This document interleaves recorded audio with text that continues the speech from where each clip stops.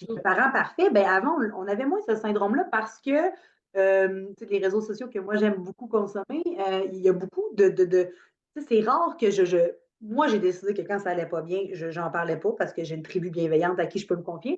Il y a des influenceurs ou des créatrices de contenu qui ont choisi cette chose-là qui des fois donne du contenu très drôle.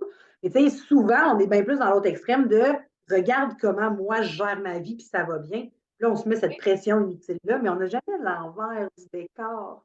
Ça, c'est triste, particulièrement pour nos adolescents qui n'ont pas nécessairement encore cette compréhension-là de la vie que ce que je te prends en photo, c'est pas nécessairement ma réalité. Non, C'est pour ça que le double tranchant des réseaux sociaux, il faut faire attention parce que, particulièrement quand on manque de sommeil, c'est là qu'on devient vulnérable. on est plus vulnérable, puis on se laisse prendre à ce jeu-là. Regarde, elle, comment elle va bien.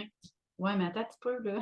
Là, c'est une photo, là. Il y a des filtres, tu sais, puis elle a stagé, là, tout ce qu'elle a mis derrière, alors que dans son quotidien, cette personne-là est Ben, faite. tu sais, des fois, on a des relations de couple, là, tu dis, oh mon Dieu, ils ont le relationship goal, puis finalement, dans 5 ans, tu apprends qu'elle a été victime de violence conjugale. C'est comme, oh boy, OK, Ouais, j'ai pas vu ça aller, tu sais. Puis, mais en même temps, chacun gère sa fougère. C'est juste oui. qu'il y a beaucoup de, justement, dans la mission Bedaine Urbaine, c'est moi, mon titre officiel, c'est consultante en sommeil. Et j'aime beaucoup plus être cheerleader pour maman.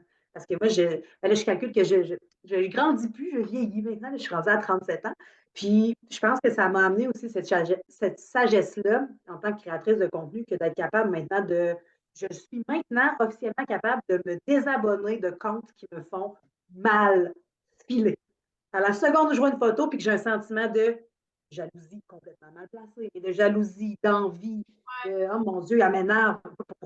Pourquoi je la suis? Je n'ai pas besoin de ça. Mais il y a très peu de monde qui sont capables encore de discerner tout ça. Fait que moi, je trouve que d'en parler aussi de ce que la mère parfaite n'existe pas. Puis de toute façon, on ne la veut pas, la mère parfaite.